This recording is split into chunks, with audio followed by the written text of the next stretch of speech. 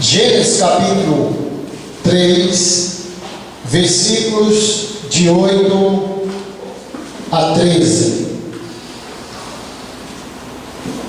Diz assim a palavra de Deus: Quando ouviram a voz do Senhor Deus que andava no jardim pela viração do dia, esconderam-se da presença do Senhor Deus, o homem e sua mulher, por entre as árvores do jardim. E chamou o Senhor Deus ao homem e lhe perguntou: Onde estás? Ele respondeu: Ouvi a tua voz no jardim, e porque estava nu tive medo e me escondi. Perguntou-lhe Deus: Quem te fez saber que estava nu? Comeste da árvore que te ordenei que não comesses? Então disse o homem: A mulher que me desse por esposa, ela me deu da árvore e eu comi. Disse o Senhor Deus à mulher: Que é isso que fizeste? Respondeu a mulher: A serpente me enganou e eu comi. Vamos orar? Senhor, nós louvamos o teu nome, te agradecemos pela tua palavra e pedimos que o Senhor fale ao nosso coração aquilo que nós precisamos ouvir, não aquilo que nós queríamos ouvir nesta noite, mas a palavra que o Senhor tem para o coração do teu povo que ouve a tua palavra neste momento. Fala conosco em nome de Jesus. Amém. Gênesis capítulo 3, nós estamos ministrando, hoje é o terceiro sermão, e nós vamos estar falando sobre o homem no tribunal de Deus. No capítulo 3, nós vimos que no versículo 1 até o versículo 5, houve um diálogo. Houve ali o encontro da serpente com a mulher, e nesses 5 versículos deixa bem claro o tempo que se gastou para que Satanás enganasse a mulher e fizesse com que ela comesse daquele fruto proibido. E no versículo 6 foi o ponto-chave, depois de um grande diálogo, depois que Satanás convence a mulher de que aquilo não era nada demais, de que aquele fruto, e pelo contrário, traria benefícios para a sua vida. E o texto diz que ela comeu e deu também ao seu marido.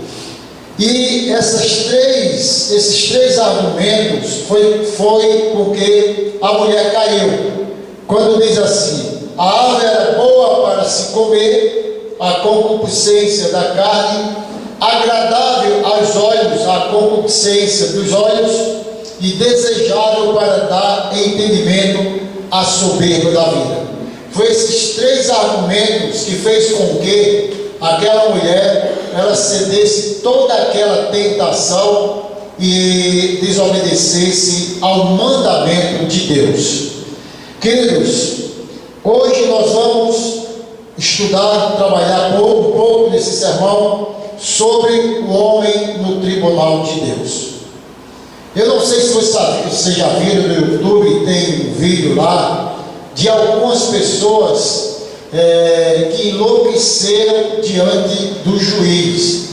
Quando o juiz ele diz a sentença daquele réu, eles entram em choque, entram em parafuso, ficam desesperados, e muitos ali começam a querer correr, querer sair daquela situação. E esse vídeo está lá mostrando quando aquelas pessoas ficam loucos diante do julgamento, recebendo a punição daquilo que eles fizeram. Nós temos que entender que um dia nós vamos estar diante de Deus, no tribunal de Deus. Não propriamente depois da morte, cumprindo aquele texto de Paulo aos Filipenses, que todo joelho se dobrará e toda língua confessará que Jesus Cristo é o Senhor. Não naquele dia, mas todos nós vamos nos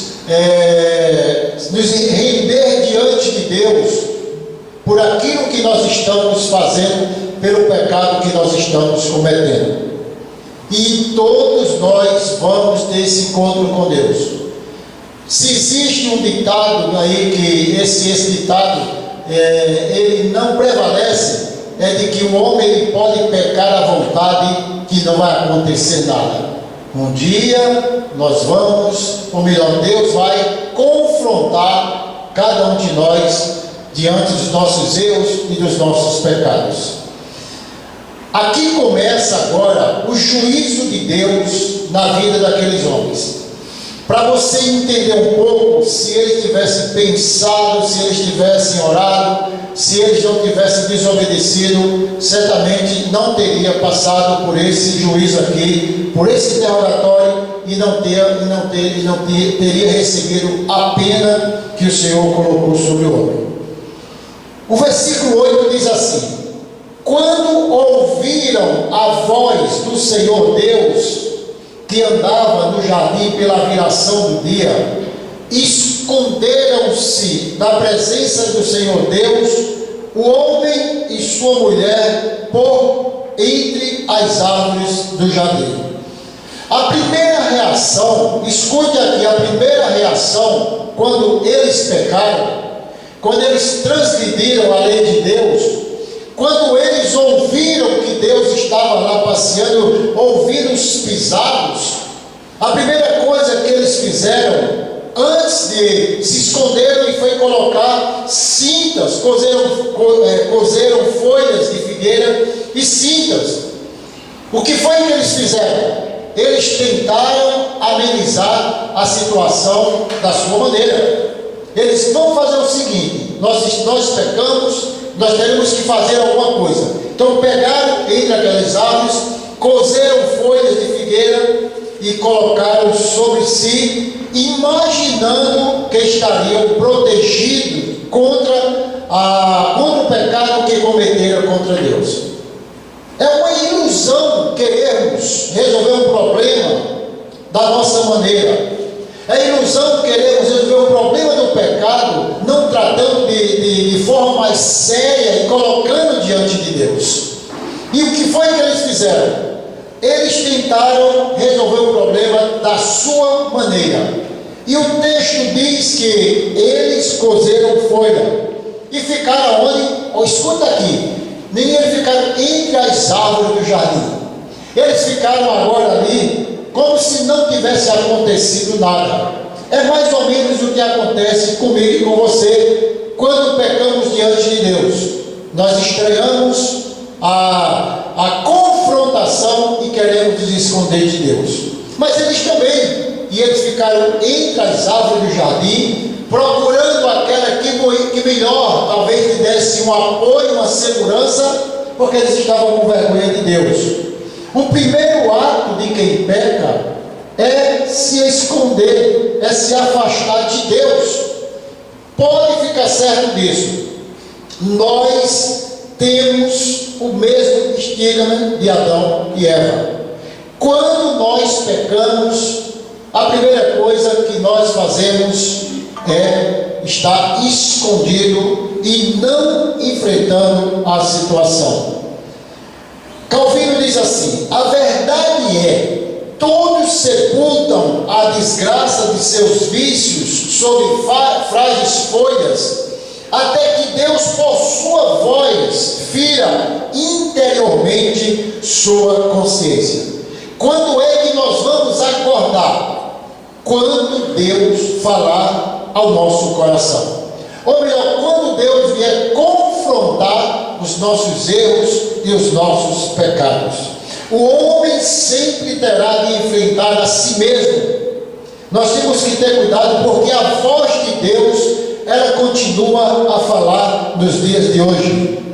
Paulo diz assim: não vos enganeis, de Deus não se zomba, pois aquilo que o homem semear, isso também que plantar, isso também ceifará.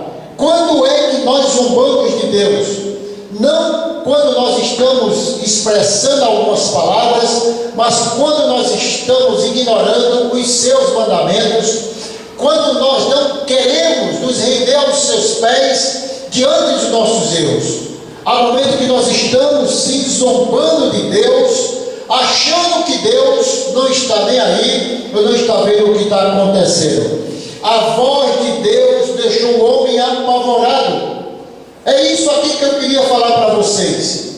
Quando a voz de Deus não nos deixa apavorados, quando nós estamos errados, quando a voz de Deus não toca no nosso coração, quando nós estamos vivendo uma vida de pecado, uma vida totalmente depravada, longe da presença de Deus, esse é o maior perigo. Porque Jesus disse lá em João: as minhas ovelhas ouvem a minha voz e me seguem. Veja só como nós precisamos estar ouvindo a voz de Deus. É triste quando a voz de Deus para nós é um espanto. Nós queremos ouvir a voz de Deus sempre no momento de consolo. Nós queremos ouvir a voz de Deus sempre no momento de angústia. Nós queremos ouvir a voz de Deus quando queremos tomar alguma decisão na vida. Nós queremos ouvir a voz de Deus quando nós estamos numa revolta da vida, no calabouço da vida. Mas a voz de Deus aqui, ela foi ouvida no momento que o homem estava em pecado, que o homem desobedecera aos mandamentos do Senhor. Então isso aqui serve para nós pararmos um pouco e ouvir a voz de Deus, não ser irredutível diante do que nós estamos vivendo e dizer: Senhor, eu preciso ouvir a tua voz. O João, ele escreve as igrejas do Apocalipse e ele sempre começava com uma frase dizendo assim: conheço as tuas obras. E ele terminava assim: quem tem ouvido, ouça o que o Espírito diz à igreja.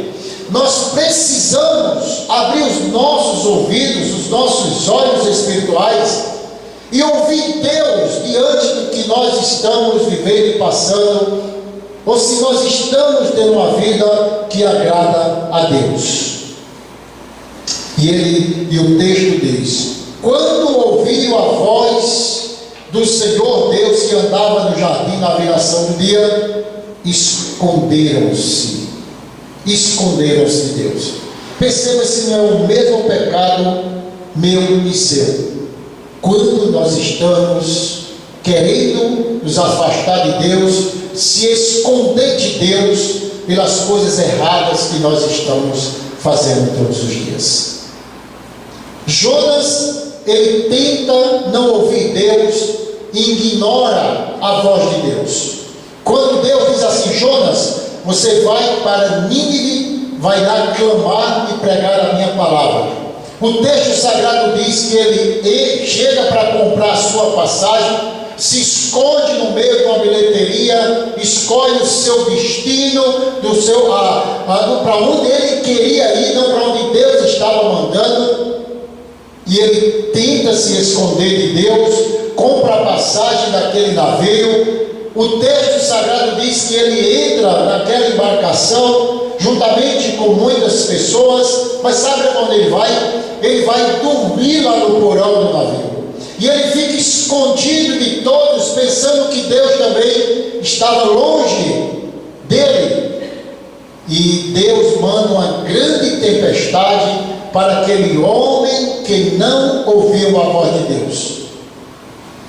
Às vezes nós dizemos assim: o pecado é meu e eu vou pagar pelos meus pecados. Mas coloque na sua cabeça que o pecado, até certo ponto, ele é coletivo. Porque se eu peco, eu faço com que alguém venha sofrer comigo também. O texto diz que esse pecado trouxe prejuízo, trouxe consequências para toda a raça humana. Não existe aquela de que o meu pecado é o meu pecado é o pecado que vai atingir a minha família, atingir a minha igreja e as pessoas que estão comigo. É por isso que nós devemos colocar no nosso coração que há uma grande necessidade necessidade de pararmos e ouvir a voz de Deus enquanto há tempo, ou antes mesmo de sermos confrontados por Senhor. Sabe por quê? Porque Davi se escondeu de Deus durante quase um ano, cometendo o pecado de adultério, e o texto diz que Davi faz de conta que está tudo bem, vai para o seu palácio. Havia cometido um crime, matado o seu soldado para ficar com a esposa dele. A mulher ficou grávida e parece que tudo estava muito tranquilo. E Deus manda o profeta Natã para confrontar a dureza do coração de Davi. Quando ouvir a voz de Deus, quando você ouvir a voz de Deus, o melhor remédio é dizer: Senhor, o que eu tenho que fazer? Por onde eu vou recomeçar? Mas não tentar um argumento frágil, tentar talvez um paliativo, e somente tende a piorar essa situação. Esconderam-se da presença do Senhor. Os pecadores não são capazes de encontrar Deus. Isso é uma frase de um teólogo. Quando ele diz assim: os pecadores não são capazes de encontrar Deus, pelo mesmo motivo que os criminosos não são capazes de encontrar um policial. Nós nunca vamos querer um encontro com Deus se nós estamos vivendo uma vida de pecado. Ele faz uma comparação com um criminoso que quer encontrar um policial. Sempre nós vamos querer fugir de Deus quando nós estamos em pecado. E agora o juiz de toda a terra começa a fazer um interrogatório para um casal que desobedeceram aos mandamentos do Senhor. E a primeira pergunta, escuta aqui, a primeira pergunta que foi feita foi essa: e chamou o Senhor Deus ao homem e lhe perguntou. Qual foi a pergunta que ele fez? Onde estás? E chamou para o diálogo. Eu acho esse ponto extremamente importante, e eu vou mostrar durante todo esse capítulo 3 do encerramento, como Deus é gracioso em chamar o homem, porque queria que o homem agora se reconciliasse, queria só que o homem agora reconhecesse o seu erro, o seu pecado. E Deus abre um diálogo, dando a oportunidade de defesa. Deus ali não queria acusar, mas Deus queria defender. Aonde você está? Onde estás? O que é que ele quer dizer com isso? É claro que Deus não estava desinformado de onde o homem estava. É evidente que Deus não estava precisando de uma informação para saber em que local do jardim o casal estava. Aonde você está? É muito mais provável que essa expressão queira dizer assim: em que situação você se encontra? Não propriamente no local que você está, porque Deus sabia e também sabia da condição dele. Talvez ele queira dizer assim: em que condição você encontra? Uma pergunta, e talvez a resposta viria na mente, na consciência daquele homem, que você está numa condição de depravação, de desobediência, porque você fez tudo ao contrário do que eu mandei você fazer. E Deus começa a abrir esse diálogo, o juiz fazendo uma pergunta e dando a oportunidade daquele homem se defender, confessar, colocar diante de Deus. Quando é que nós vamos confessar, reconhecer os nossos erros, aquilo que nós estamos fazendo? Presta atenção, olha o primeiro diálogo com Eva e olha o segundo diálogo com Deus. No primeiro diálogo, Satanás veio para destruir, veio para confundir, e foi isso que ele fez. No segundo diálogo, esse diálogo aí é um diálogo que Deus veio para consertar aquele erro. O primeiro diálogo foi o diálogo que apontou, que mentiu, que empurrou eles para o barranco. E nesse diálogo agora é um diálogo totalmente diferente. É um diálogo agora de amor. Apesar, escute aqui, apesar das consequências, apesar da pena que foi imposta sobre eles, apesar do veredito do juiz, mas ele aqui, ele chama o homem para tratar, ele chama para perto dele, ele faz aquilo que o profeta Isaías escreveu no capítulo 1, versículo 18: venham, vamos refletir, diz o Senhor, embora os seus pecados sejam vermelhos como escarlate, eles se tornarão brancos como a neve, embora sejam rubros como a púrpura e como a lã se tornarão. O que é que Deus está dizendo? Olha para aqui, venham, vamos conversar, vamos entrar num acordo, eu quero ajudar você. É isso que Deus tem feito todos os dias por cada um de nós. Onde estás? O juiz vai fazer 3 perguntas retóricas. Pergunta retórica é aquela que não precisa de nenhuma resposta, mas é que está dando a oportunidade para a pessoa reconhecer o que ele fez. Deus não precisava de nenhuma dessas respostas para saber o que tinha acontecido. Ele vai perguntar: aonde estás, quem te fez e com ela o que você fez. A finalidade das perguntas são 2. Escute aqui, 2 finalidades. A primeira é: Deus não faz pergunta porque precisa de informações. Deus, ele é onisciente, ele sabe todas as coisas. A pergunta de Deus é para dar oportunidade para a defesa. O segundo motivo aqui é que, escute essa: o juiz não impetrará a sentença sem cuidadosa investigação. Digo mais uma vez que ele não precisava de nenhuma prova, porque ele sabia de tudo, mas ele queria deixar bem claro para Adão e para Eva: vocês estão cientes do que vocês fizeram, vocês vão ser penalizados por isso aí, por este pecado que vocês cometeram. Você entendeu como o juiz ele trabalha com essas convicções? E ele diz exatamente isso aqui. Na mesma linha de investigação, nós vamos ler o capítulo 4 de Gênesis, quando ele também chega para Caim e diz: Caim, o que foi que você fez? Cadê o seu irmão?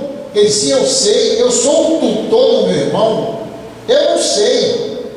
Perceba que é o mesmo comportamento que vem lá do Jardim do Éden, que chega até cada um de nós. Esse comportamento que nós temos de sempre querer negar e não reconhecer os nossos erros. O que ele diz aqui? Onde você está? A que posição de miséria você chegou a dar ouvido ao tentador e desobedecer a minha voz? Aí na outra pergunta, a primeira resposta, ele faz a pergunta. Quando o juiz faz a pergunta, quando Deus pergunta para ele, era para ter tido uma resposta sincera. Olhe para aqui: você pecou ou não pecou? Ele diz: onde estás? Qual foi a resposta dele? Ouvi a primeira resposta da primeira pergunta: ouvi a tua voz no jardim, e porque tive medo, me escondi. Perceba que não teve resposta de nada. A resposta foi um paliativo diante do que ele estava vivendo. A resposta não foi sincera. Deus quer saber de mim e você, o que foi que você fez? Senhor, eu pequei em determinada área, eu caí ontem, hoje, eu tenho fraquejado, eu tenho sido presa fácil nessa área. Isso tem me atormentado, tem me deprimido. São essas as respostas sinceras que nós precisamos dar para o Senhor quando fomos perguntados e confrontados por Ele. A resposta foi: ouvi a tua voz no jardim, e porque estava nu, tive medo e me escondi. Até ele não teve coragem de dizer: eu tive medo por isso, por isso, por isso. Mas a Bíblia diz que nada há encoberto que não haja de ser descoberto, nem oculto, nem que haja de ser revelado. Até quando nós vamos guardar debaixo do tapete o nosso lixo, a nossa poeira? Ouvi a tua voz. Ele não reconhece a sua culpa, mas ele confessa, reconhecendo a sua vergonha e o seu medo. Eu pequei, eu fiz isso diante de ti. Era para Adão dizer o motivo do medo. Não era o medo, eu estou com medo porque eu pequei assim, dessa maneira. Mas ele não fez isso, ele não reconhece. E aqui ele faz exatamente o que muitas vezes nós estamos fazendo, não dando nome ao pecado. Meu pecado tem nome, tem endereço. Eu pequei exatamente em tal área da minha vida, e ele apenas tenta cobrir isso e não resolve nada em sua vida. Aparentemente parece uma confissão, mas não há nenhum sinal de verdadeira humilhação naquela resposta que pondera a Deus. Como nós estamos lidando com essa confrontação, com essas perguntas que Deus tem feito a cada um de nós? O Senhor tem mostrado para mim e para você os nossos erros todos os dias. Nós é que não queremos ouvir, nós é que não queremos sermos confrontados com Ele. Nós temos motivo para ter medo de nos aproximar de Deus, se não estivermos investidos e cercados com a justiça de Deus. Você já percebeu que a primeira coisa que uma pessoa faz quando está em pecado é se afastar de Deus? Pode escrever, quando uma pessoa começa a declinar, a ter uma vida pecaminosa, ela começa a primeira coisa a se afastar de Deus. Como é que ela começa a se afastar de Deus? Deixando uma vida de oração, deixando de vir à igreja, deixando de ter comunhão, deixando de ter uma vida devocional. Quando começa assim, quando a frieza começa a entrar no coração, precisa ter muito cuidado que tipo de pecado nós estamos cometendo, porque essa frieza, ela entra dentro de nós a ponto de nos afastarmos de Deus. A segunda pergunta, a primeira não foi convincente, a primeira não teve resposta nenhuma, teve talvez ele querendo argumentar. Versículo 11, perguntou Deus: quem te fez saber que estava nu? Comeste da árvore de que te ordenei que não comesses? Você comeu da árvore? Pense aqui comigo. A primeira pergunta ele não responde, e a segunda pergunta agora ele também não vai responder, porque ele não queria se humilhar e reconhecer o seu erro, o pecado que ele tinha cometido. Você comeu da árvore que eu ordenei? Qual é a melhor resposta? Comi ou não comi? Fiz ou não fiz? Mas quando começa os argumentos, quando começam as desculpas, é porque não queremos enfrentar a voz do juiz. Você comeu da árvore ou não comeu? É um perigo tentarmos atenuar o pecado sem a verdadeira confissão. Ele pensou que a resposta que ele estava dando para Deus estava atenuando a sua pena, estava melhorando a situação. Assim somos nós, queremos atenuar, dando desculpas, mostrando que é comum, é normal. Como a confissão foi arrancada dele? Deus permite, perguntou ao homem: quem te mostrou que estava nu? Eu quero saber, você comeu ou não comeu daquela árvore? Vocês imaginem aí, diante de um Deus todo-poderoso, sabedor de tudo, nós negarmos como foi o nosso dia, nós negarmos como foi o nosso comportamento, nós negarmos como foi a nossa trajetória nesses últimos dias. Deus pergunta: você fez ou você não fez? Perceba que em cada julgamento, se você vê isso lá no tribunal, o réu, ele sempre vai querer trazer um argumento para mostrar que não fez aquilo que foi perguntado. Primeiro ele perguntou: aonde estás? Lá no julgamento, no tribunal aqui, é muito comum o juiz perguntar: no dia do crime, dia tal, hora tal, aonde você estava? A primeira resposta é que ele estava em qualquer lugar, menos na cena do crime. Já foi o primeiro erro. No segundo, ele já não convencer, é claro que ninguém convence Deus. Você comeu ou não comeu do fruto que eu disse que você não comesse? Que te fez saber que estava nu? Comeste da árvore que eu tinha ordenado? Em outras palavras, você desobedeceu ao meu mandamento. Os mandamentos de Deus são inegociáveis.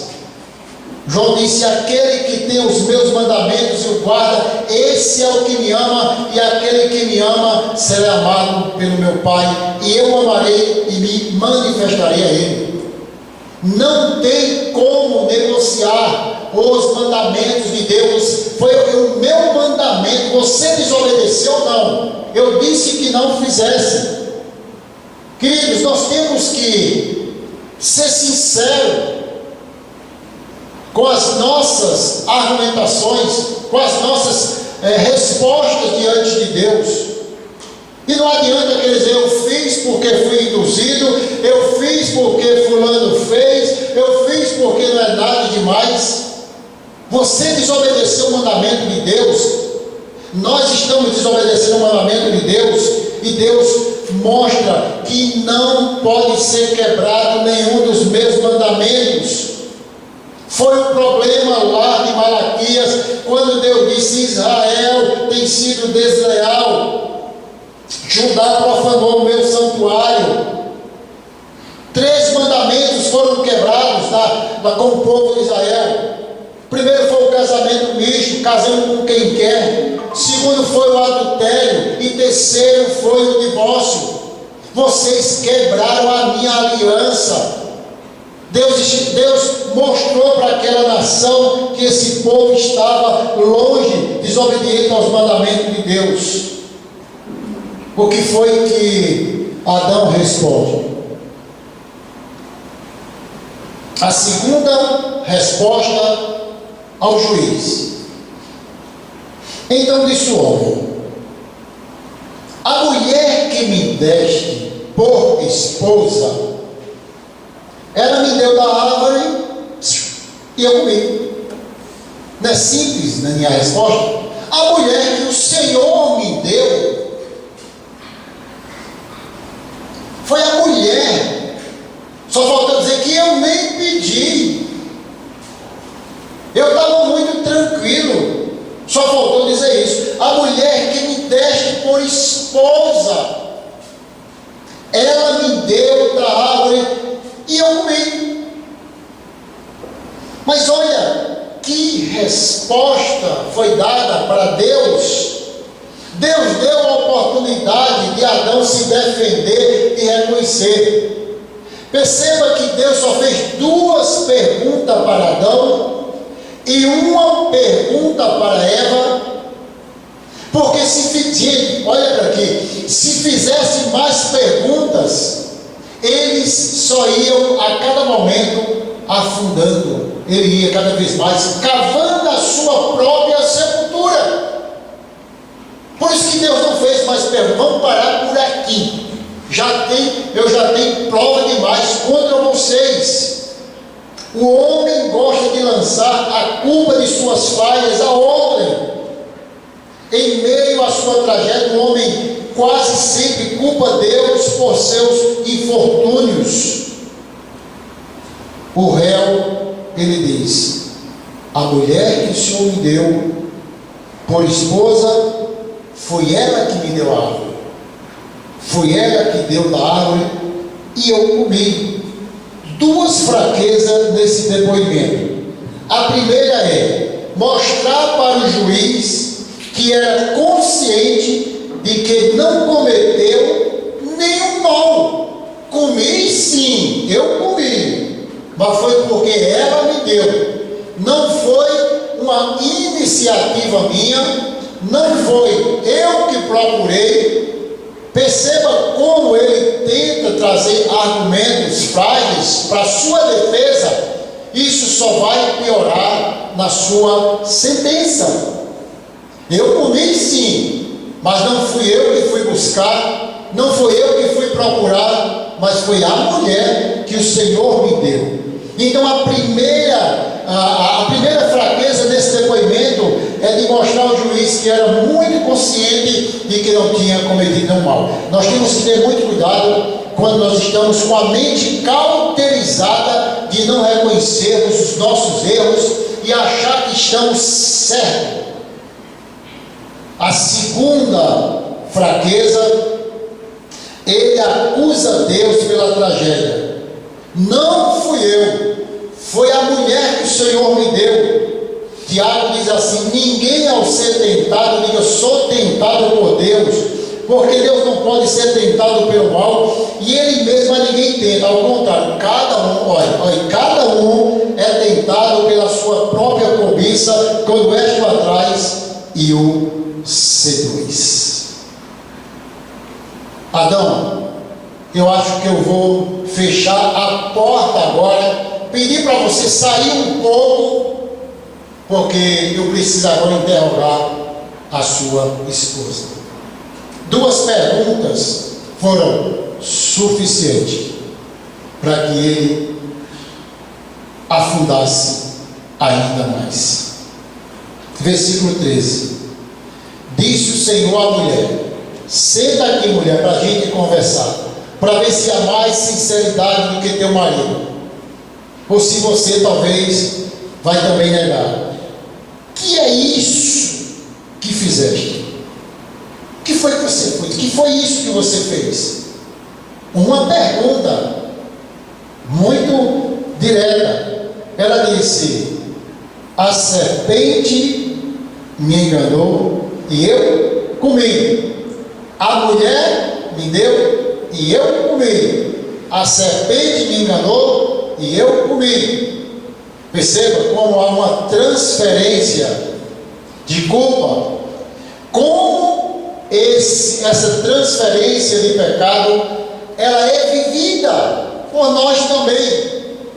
aonde sempre queremos transferir os nossos erros para alguma pessoa, onde sempre queremos dizer: eu estou nessa situação por causa de fulano ou de ciclano. Mas ele diz aqui, Deus diz assim: mulher, vem cá, o que é isso que fizeste? Como é que você faz um negócio desse?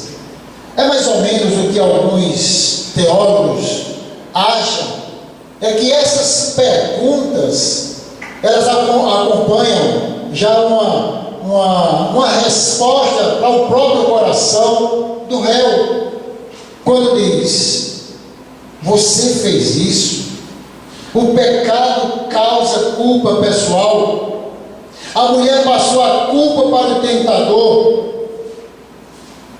Já nós vamos, depois do outro sermão, ver agora a sentença. Deus não vai perguntar nada à serpente. Eu vou explicar isso no outro sermão, mas precisa adiantar. Sabe por quê? Porque não existia nenhuma chance para Satanás de reconciliação com Deus. Não fez pergunta. A pergunta foi para aqueles que Deus queria alcançar, resgatar e dar uma nova oportunidade. A pergunta é para você, a pergunta é para mim. O confronto é para mim e para você. Como Deus mostra o seu amor, dizendo: Rony, pastor Joab, Ayrton, você quer? Eu estou aqui para te ajudar. E disse: o que é isso que fizeste? Um dos pais da igreja diz assim: por que fizeste isto? É uma ideia espantosa. Como foi possível que fizeste da tua mente um conselheiro tão perverso para o teu esposo? Ela simplesmente diz assim: a serpente me enganou e eu comi. Em outras palavras, aquela criatura da natureza que o Senhor criou, está lembrado? Está lembrado daquela serpente que foi o Senhor que colocou lá no jardim do Éden? Foi ela que me convenceu e eu não fiz nada de errado. O pecado nos engana, o pecado ludibria, e pela falsidade do pecado é o que o coração fica endurecido. Quantas oportunidades nós temos de ter uma vida de reconciliação com Deus, uma vida de santificação, e ficamos nos nossos argumentos frágeis. Será que nós temos que andar, Deus deixar andar, até um dia ser confrontado com Ele? Para, porque até aqui você não vai mais. Uma coisa eu tenho certeza, que a voz de Deus, ela vai soar dentro do nosso coração, quanto menos nós estaremos esperando. Quando você menos perceber, Deus vai estar falando ao seu coração: vamos ter uma conversa, vamos parar por aqui. Mas é isso que ele diz lá em Isaías, no capítulo 1: vinde, arrozeemos com o Senhor, vamos tratar do assunto aqui nós, porque não a situação vai piorar. É perigoso quando nós estamos transferindo os nossos erros. É perigoso quando nós estamos querendo mostrar que nós erramos por causa de outrem. É perigoso quando nós não estamos diante do pecado, reconhecendo, confessando, colocando diante de Deus e pedindo misericórdia.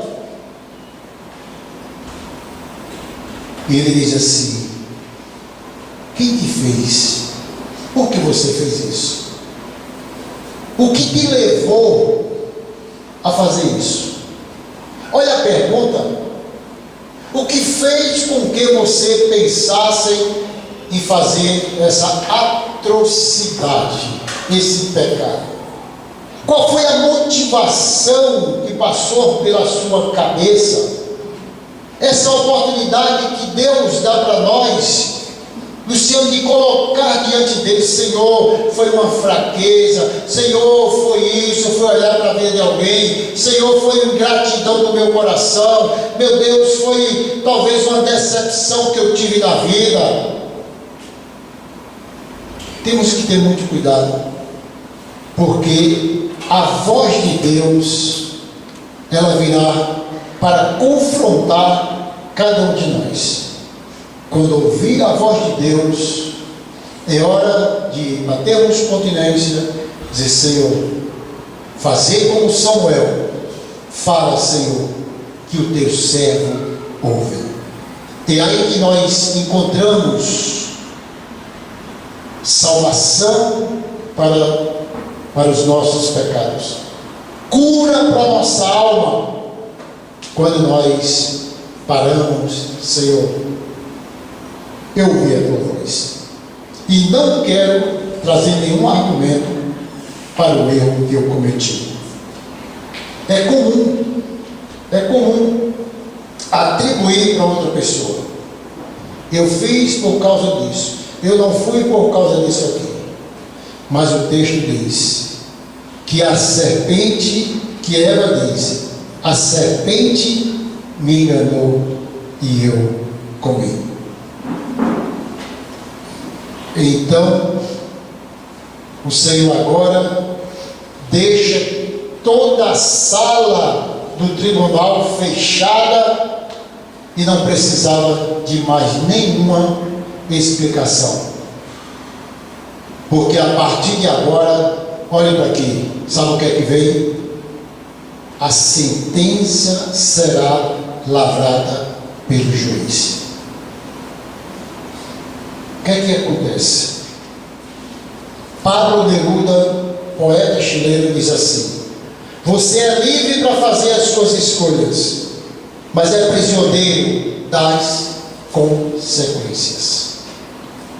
Não é o argumento que vai atenuar. As consequências virão sobre cada um de nós. Que Deus nos abençoe e tenha misericórdia de nós. Amém.